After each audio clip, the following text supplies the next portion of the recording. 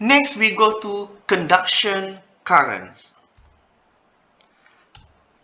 For conduction currents, it requires a conductor. We need conductor.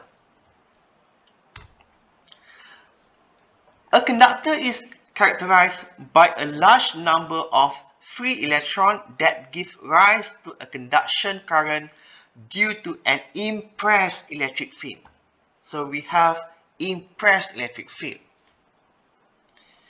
Let's say we supply the conductor or the circuit with a voltage. So the voltage is basically the source of impressed electric field. When excited, charge inside a conductor are free to move. As time increases, all charge tends to move toward the surface. Let's say this is our conductor, it has charge. When excited with E field, so basically the charge tends to move to the surface. Right, here if you want to consider whether the conductor is good or not, it depends on the value of sigma or conductivity. High sigma means shorter time to move to the surface, means this is a good conductor because the electron is easy to move. This is more explanation about the behavior of the conductor. Right, for bad conductor, the sigma is low, so the TR is high. That means the charge ρV decay slowly. And for the good conductor is otherwise. Thus, a charge placed in a good insulator will not disperse as rapidly as in a good conductor. As shown is in this figure, you can see that the original ρV, which is ρV naught, okay, will decay whether faster or slower, depend on the behavior of the material. This is a good conductor. This is a bad conductor.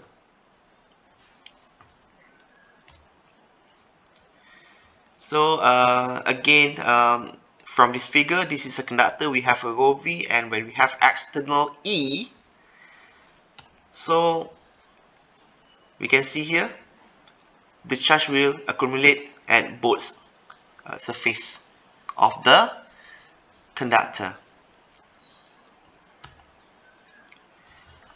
So the del D in this case is equal to 0, or the E field also 0.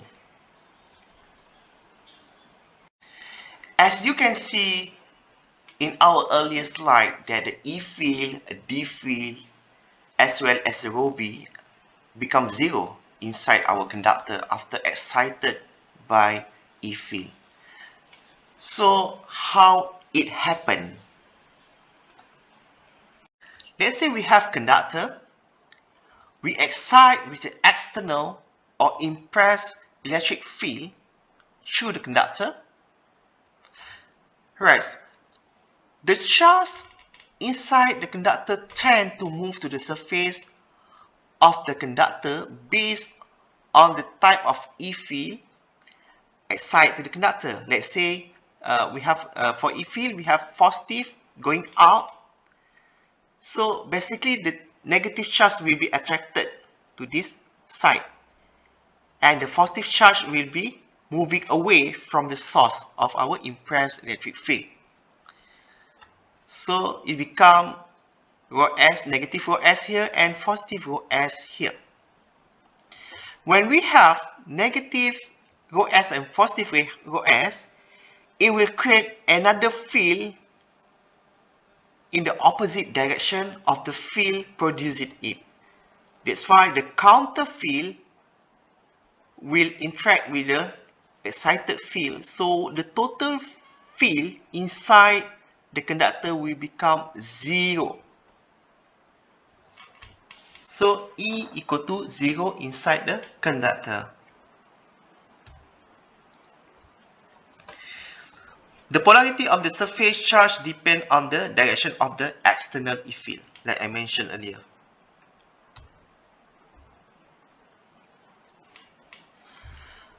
After some time, rho V naught, which is the original charge density inside the conductor, will reduce to rho V equal to rho V naught exponent negative T over TR. So rho V has a function of time, and this is the initial value of rho V, which is rho V naught. As time increases, the rho V will be decreased. Where TR here is a what we call as a relation time is equal to epsilon divided by sigma, or equal to RC. R is resistance, C is capacitance. The relation time is the time taken for the charge to reduce to about 36.8% of its original value.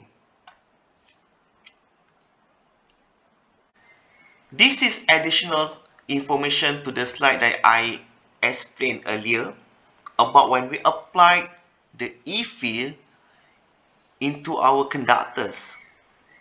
Well, the original volume charge will be moving towards the surface of conductor, where the positive charge will be moving away and the negative charge will attract it, and it will yield the positive rho S at the top and the negative rho S at the bottoms. And then when we have the positive and negative rho S arranged like this, so basically it will create and induce E field inside the conductors. We have the same magnitude as our applied E field. So our net E field, which is equal to E applied minus E induced, is equal to 0. Or the gradient of V equal to negative E.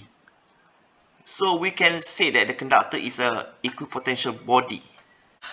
Equipotential body, as you can recall from our previous chapter, is where our potential is the same along the equipotential surface. Because here we have that the E field is 0 anywhere inside the conductor. So the potential is constant. A perfect conductor where sigma equal to infinity cannot contain an electrostatic field in it. A conductor has a 0 E under static conditions. So please remember this characteristic.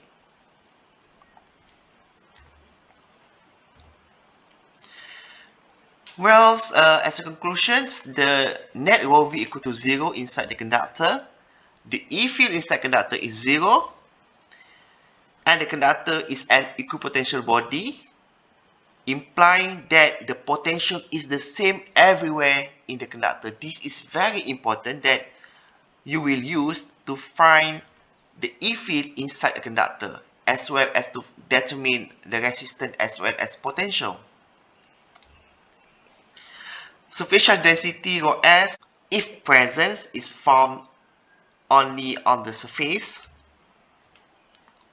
Well, this is an additional figure.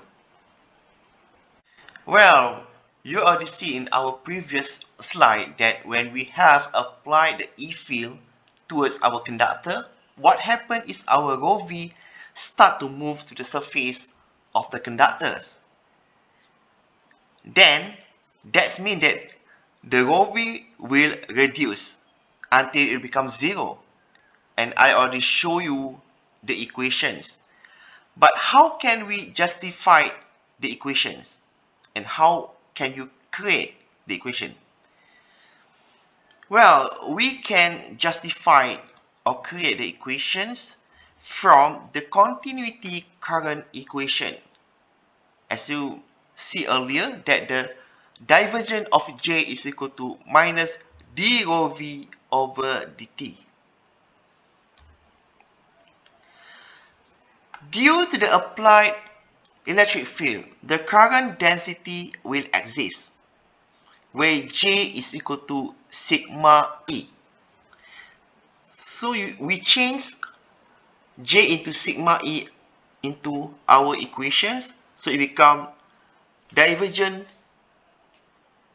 of sigma E is equal to negative d rho v over dt. This is the first equation.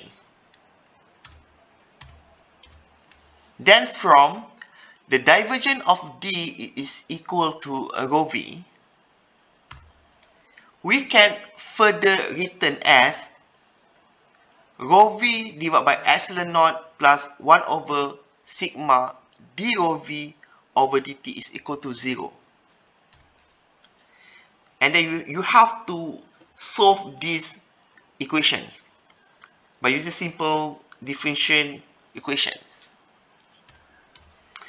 Well, what you are going to do is you have to separate the variables into this form, which is del rho v over rho v equal to minus sigma divided by epsilon del t.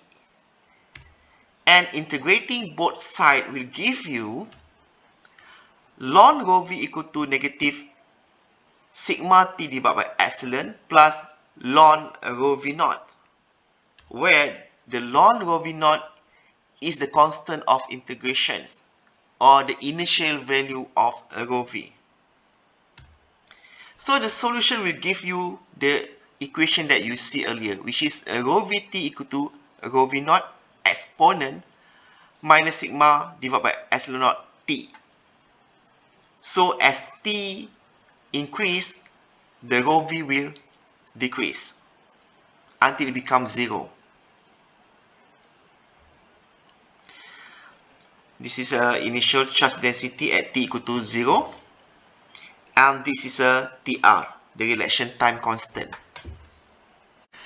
Let's consider the atomic structures of conductor.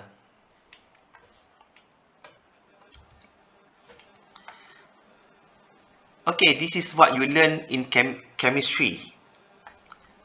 We have the electron valence here. Okay, this is the atom for group 1, which is conductor. When we excite the E field, so the electron tends to experience a force equal to negative QEE. The electron will move with constant velocity called drift velocity, UD. The electron drift velocity and the applied electric field are linearly related by the electron mobility, mu E, where the drift velocity is equal to negative mu E, E.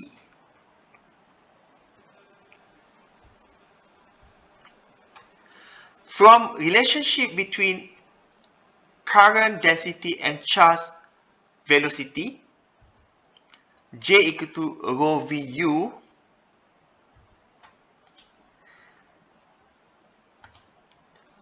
in conductor, J is equal to rho E U D, or equal to negative rho E mu E E. So we can define the rho E mu E to be equal to sigma.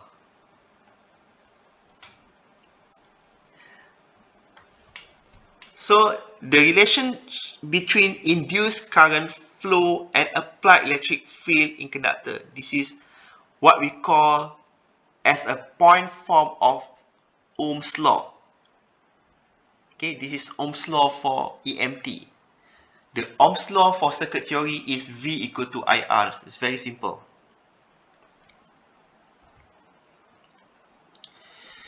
So the unit of conductivity is Siemens per meter. The value of conductivity is normally given for different type of material.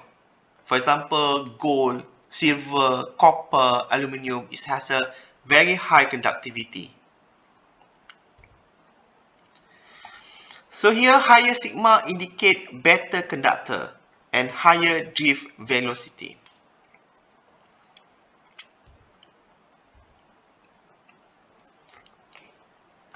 Conductivity is the product of the charge density and the electron mobility, which is sigma equal to negative rho E mu E.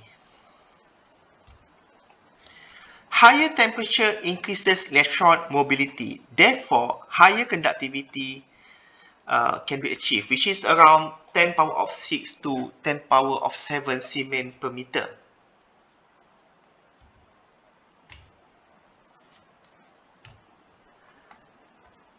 Current density J is actually proportional to the conductivity sigma and the electric field intensity, where J equal to sigma E, and the unit is ampere per meter square.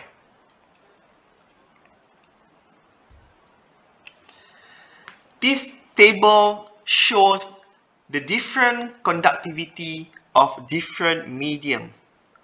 Okay, let's say we have dry earth, the conductivity is 10 power of minus 5 Siemens per meter, which is very, very low. And then we have seawater, the conductivity around 4 Siemens per meter. So it can conduct a little bit electricity. And then we have carbon, which is a semiconductor type of material. It has a conductivity of 10 power of 4 Siemens per meter, which is mediums. And then for iron, aluminium, gold, copper, and silver, we can see that the conductivity is very high, up to 10 power of 7 Siemens per meter. That means this is very good conductor. So as going down to this table, so this is a better conductor, which is higher sigma.